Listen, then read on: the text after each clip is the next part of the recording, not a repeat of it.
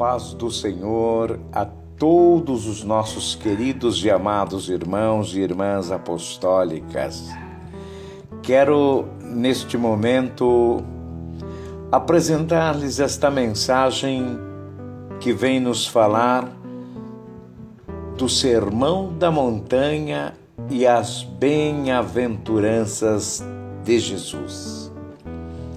Mateus capítulo 5. Ao ver as multidões, Jesus subiu a montanha, assentou-se e seus discípulos se aproximaram dele, e tomando as palavras, ele os ensinou. Ele quem? Jesus, meus queridos irmãos, Jesus. Ao ver a multidão, sobe a montanha, senta-se, e os seus discípulos vêm e aproximam ao redor dele. E ele então toma as palavras e ele ensina aos seus discípulos. Quando lemos isso, parece até que São Mateus fez um registro que não teria um significado expressivo, mas na realidade é bem o contrário. Dentro da linguagem dos judeus, que é aquela linguagem daquela época, daquele tempo, esse texto é muito importante, muito mesmo. Observem bem, ao ver as multidões, Jesus subiu a montanha. Portanto, ele vai falar a respeito do seu reino. Reino que ele veio trazer, reino que ele vai implantar, reino que, no caso de nós apostólicos convertidos, é lógico, já de primeiro momento, conseguimos entender qual o objetivo de Jesus naquela ocasião com respeito à atribuição do seu ministério, que é salvar e libertar sofredores. Esta é uma grande realidade. Quando nós observamos isso, nós podemos ver lá em Isaías capítulo 2, o seguinte: vinde e subamos a montanha do Senhor, a casa do Deus de Jacó. Ele nos ensinará seus caminhos e nós trilharemos suas veredas, porque de Sião deve sair a lei e de Jerusalém a palavra do Senhor. Entenderam?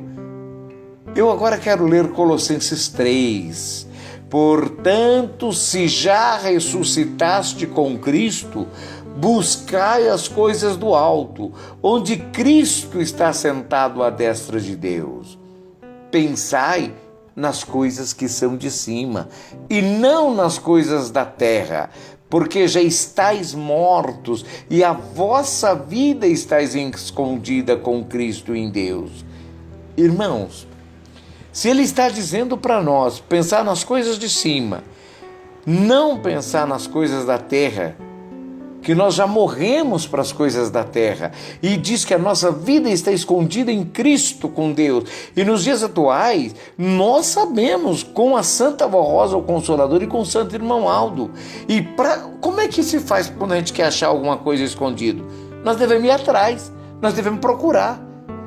Quando Cristo, que é a nossa vida, se manifestar, então também vos manifestareis com ele em glória. Ele já manifestou para nós, irmãos. Ele já manifestou. Então, nós agora que temos que manifestar com ele em glória. Talvez você deve estar preocupado. Não estou entendendo. Vamos ir ao entendimento? Então vamos lá. Para Deus, bem-aventurado é aquele que tem uma experiência de esperança e alegria, independente da circunstância. Não importa se você está passando luta, dificuldade. Não, para Deus, bem-aventurado é aquele que tem essa experiência de esperança e de alegria, independente do que está passando. Para encontrarmos esta forma mais profunda de felicidade, irmãos, basta seguir aos ensinos e conselhos dos nossos santos. O Santo Irmão Aldo, a Santa Vó Rosa, agindo assim, é o mesmo que está presente com Jesus, compartilhando com ele o Sermão da Montanha. Vejamos a seguir o que ele ensinou nesse sermão. Eu vou, a partir de agora, citar todos os tópicos de Jesus no Sermão da Montanha, mas eu quero lhe citar o tópico e quero lhe fazer uma explanação para que você entenda de fato o Sermão da Montanha, o quão lindo ele é, maravilhoso, belíssimo. Primeiro tópico: bem-aventurados os pobres de espírito, porque deles é o reino do céu. Será que você já não pensou nisso? Meu Deus, bem-aventurados os pobres de espírito. Será que você nunca pensou? Então tá bom, vamos lá. Irmãos, de todas as bem-aventuranças de Jesus, esta é a que abre as portas para o seu evangelho. Esta é a que nos revela o caráter da humildade. Ser pobre de espírito não significa, neste contexto, ser uma pessoa mau. Não significa ser ruim. Não significa ser calculista ou fria. Quando Jesus utiliza a expressão pobre de espírito, ele está nos falando de autoconhecimento. Quando nós reconhecemos em nós mesmos essa pobreza de espírito, é que enxergamos nossa pequenez diante de Deus. E é isso que vai nos conduzir aos braços de Deus, de Jesus, e no nosso caso, de apostólicos, lógico, do Santo Consolador, a avó, e do nosso santo pastor por excelência, o Santo Irmão Aldo. Entenderam? Agora eu vou ao segundo tópico da mensagem de Jesus. Bem-aventurado os que choram, porque serão consolados. Talvez o senhor também, a senhora, você jovem, tenha pensado, mas que passagem é essa que Jesus ensina lá naquela montanha? Bem-aventurados que choram? Pois bem, vamos lá. O choro nunca foi pecado ou maldição por parte de Deus nem dos seus filhos e filhas. Muito ao contrário, é melhor chorar que reagir em determinada situação e depois se arrepender. O choro ajuda a limpar a nossa alma e até o coração ele ajuda, para que possamos levar adiante a nossa salvação. Jesus chorou algumas vezes, você sabia disso? Jesus chorou algumas vezes. Nós vemos isso na palavra de Deus.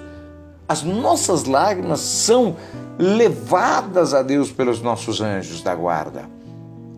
Entregue aos seus santos, a Jesus, a Virgem Maria, a Santa Avó, ao nosso Santo Primaz. Daí, eles nos trazerem consolo do céu a cada um de nós. Observaram que importante? Agora vamos ao terceiro tópico. Bem-aventurado os mansos, porque herdarão a terra. Essa é uma das bem-aventuranças de Jesus mais mal interpretada pelo homem durante séculos. Na verdade, Jesus não fala aqui de riqueza materiais que será dado a você. Em caso, permanecer manso. Pensa bem. No caso, permanecer manso, ele está falando do céu, que não é um bem material. Jamais, irmão. Quando somos mansos, não praticamos o mal, não praticamos contenda. Ao contrário, estamos cada vez mais próximos do céu. E isso muito nos ensinou o nosso santo irmão Aldo e a nossa santa e querida avó Rosa na igreja que temos, né? Vamos agora ao quarto tópico.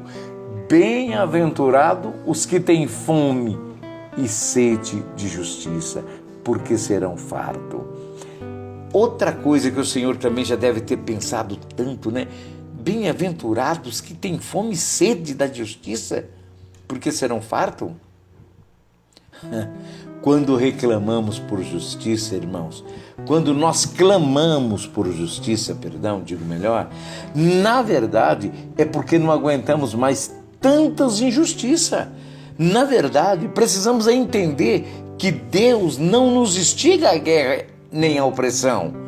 Vejamos, é Ele mesmo quem diz que seremos fartos e que Ele próprio vai suprir as nossas necessidades. Assim sendo, nunca procures fazer justiça com sua própria mão. Entrega esse desejo a Deus, a Jesus, aos nossos santos e vamos saciar as nossas fomes e as nossas sedes da justiça do céu, do nosso Deus, dos nossos santos. Vamos para o quinto tópico. Bem-aventurados os misericordiosos, porque encontrarão a misericórdia.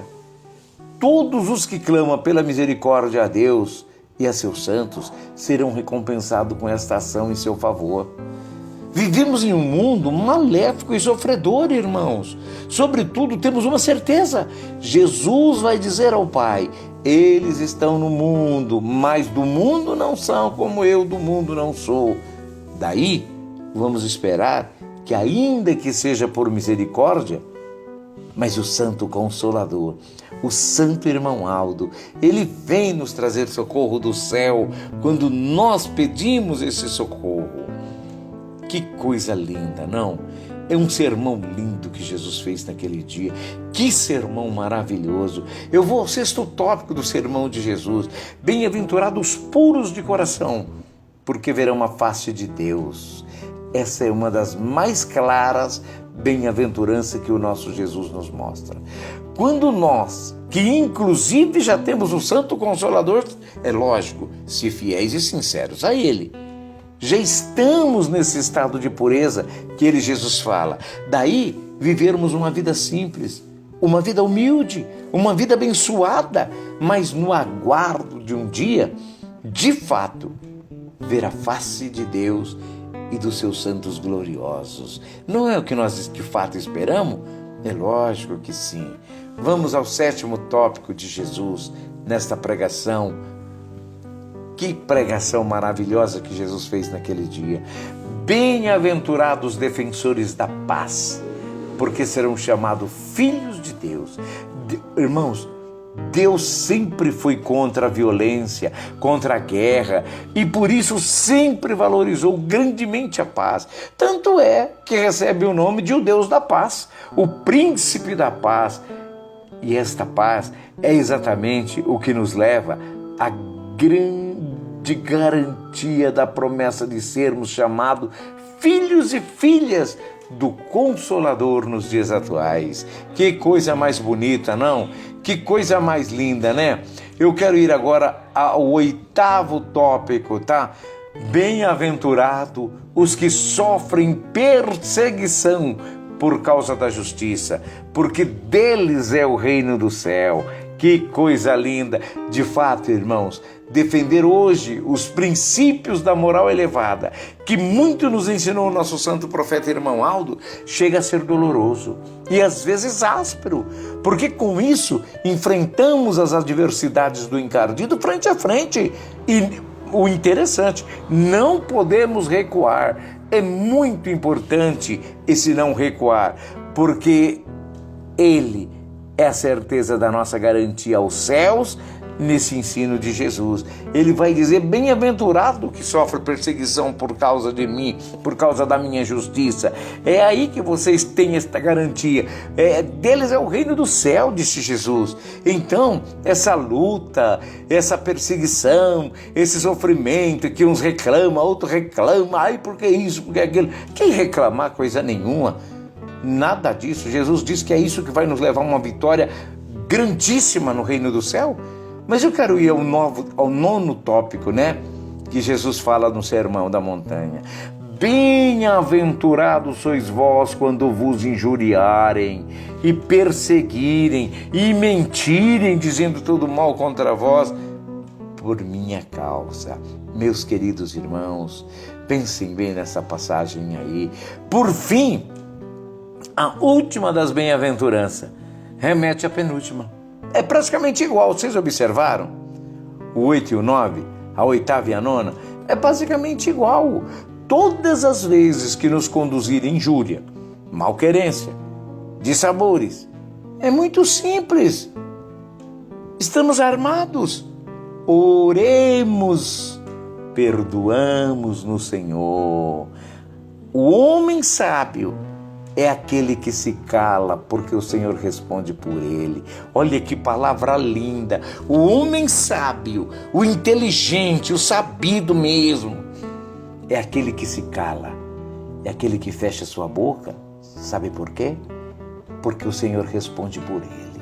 É por isso que eu quero entender essa mensagem de Jesus, esse sermão da montanha, sermão das bem-aventuranças, um dos sermões mais lindos que eu posso encontrar na minha vida.